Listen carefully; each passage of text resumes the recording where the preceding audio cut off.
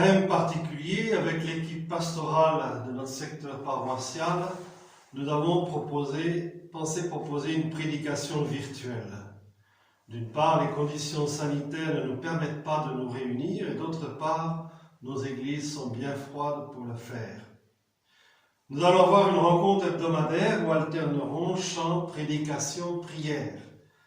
Le thème que nous avons choisi est « Devenir disciple du Christ ». Je préfère cette dénomination à celle de disciple missionnaire, utilisée davantage ces temps-ci dans l'Église. Être missionnaire, c'est-à-dire envoyé, suppose d'abord être ancré dans le Christ, le premier missionnaire, l'envoyé du Père. Si tout baptisé doit être missionnaire, car toute l'Église est missionnaire, disait Paul VI, la mission n'est pas la seule dimension de l'être chrétien et même pas la première. On peut toujours chercher des méthodes pour annoncer l'Évangile dans le monde d'aujourd'hui, trouver des recettes d'évangélisation. Dans un texte très profond que Jean-Paul II a écrit au début du nouveau millénaire, Novo Millennio Ineunte, afin justement de dégager les lignes d'une pastorale pour nos temps, Jean-Paul II nous avertissait d'éviter l'écueil de l'activisme qui consiste à penser que les résultats de la pastorale dépendent de notre capacité de faire et de programmer. Le programme, disait-il, il existe déjà, tiré de l'Évangile et de la tradition vivante.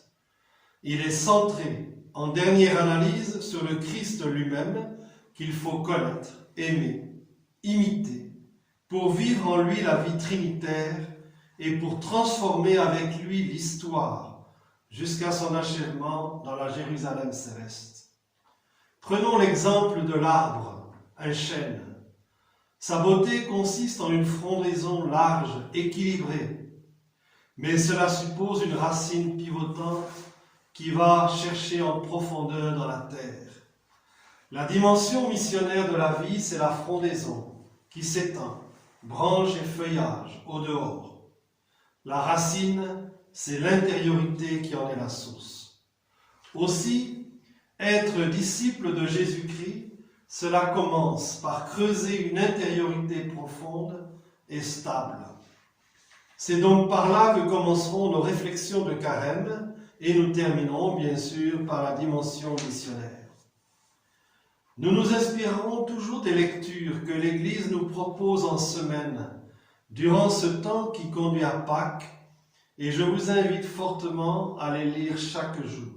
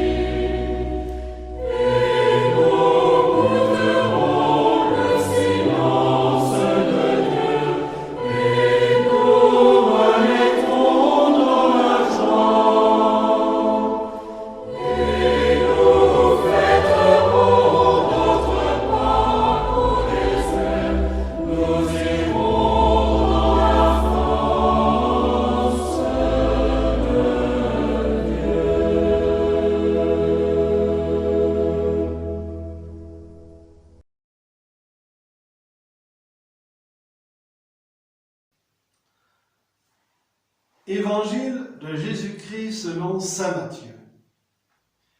Les disciples de Jean-Baptiste s'approchèrent de Jésus en disant : « Pourquoi tes disciples ne jeûnent-ils pas, alors que nous et les pharisiens nous jeûnons ?»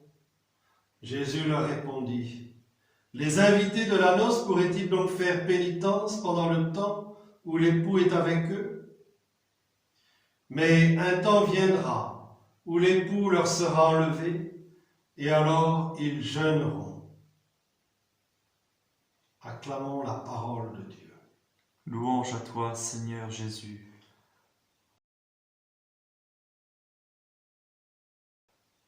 Dans ce texte, Jésus nous invite à donner du sens aux observances religieuses que nous pratiquons.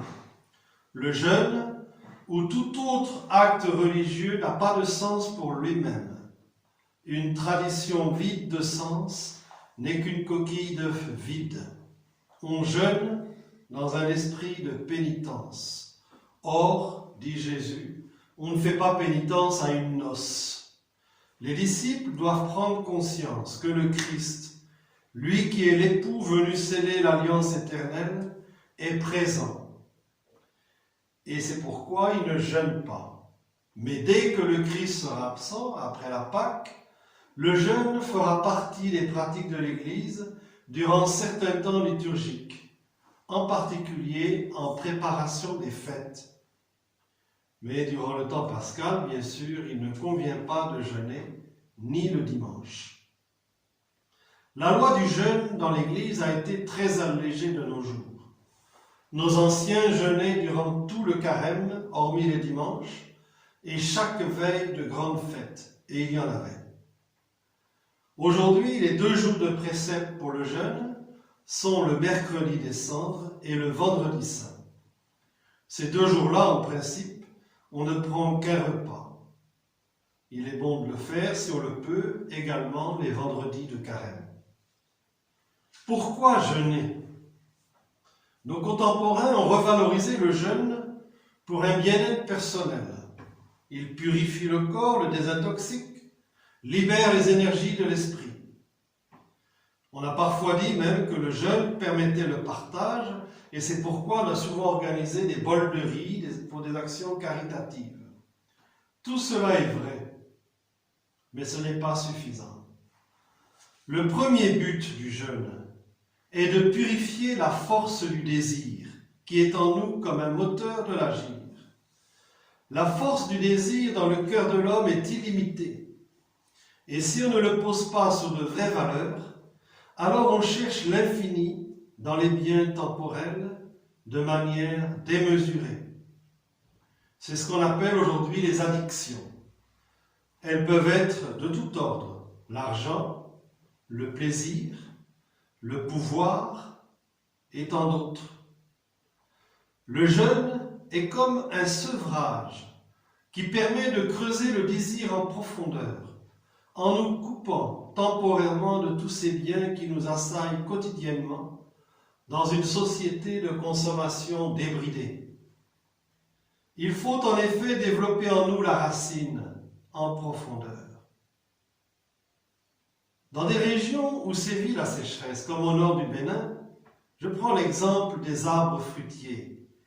Il convient de les arroser avec parcimonie quand ils sont jeunes, afin que la racine cherche l'eau en profondeur et qu'on ne soit pas obligé de les arroser toute leur vie. Sinon, leur racine reste en surface. Eh bien, il en va de même pour nous. Il faut nous couper de temps en temps des biens immédiats pour développer en nous le désir de Dieu, le goût des biens spirituels, aller en profondeur. C'est le premier but du jeûne, nous couper, nous sevrer de nos addictions. Des addictions, nous en avons tous. Ce peut être l'alcool, comme l'abus de l'Internet, la cigarette ou toute autre chose. À chacun de se connaître et de profiter du temps du carême pour essayer de s'en délivrer avec la force de l'esprit. Jeûner doit se faire avec joie, nous dit Jésus. Quand tu jeûnes, parfume-toi la tête. Mais surtout, et c'est la première lecture de ce vendredi après le mercredi des cendres, le jeûne authentique s'accompagne d'une vie droite. Isaïe nous avertit, et c'est Dieu qui parle par le prophète, qu'il ne regarde pas le jeûne de ceux qui vivent dans l'injustice envers leurs frères, qui les traitent durement. Le jeûne, c'est d'abord, dit Isaïe, faire tomber les chaînes injustes, partager le pain avec l'affamé, accueillir le sans-abri. Alors oui, notre jeûne prend un deuxième sens, celui du partage. Je me prive pour donner, non pas pour épargner. Ainsi, l'aumône n'est pas loin du jeûne, et c'est le but de la campagne de carême au profit d'une œuvre. Alors, en ce début du carême, nous pouvons nous poser plusieurs questions. Quel est le lien ou addiction dont je dois essayer de me couper avec la grâce de Dieu en ce temps privilégié? Dieu reproche aux Juifs: ce peuple m'honore des lèvres, mais son cœur est loin de moi. Chaque matin, est-ce que nous nous demandons où est notre cœur? Oui, frères et sœurs, jeûnons avec joie et en communion avec toute l'Église au jour prescrit et laissons grandir en nous le désir de Dieu. Amen.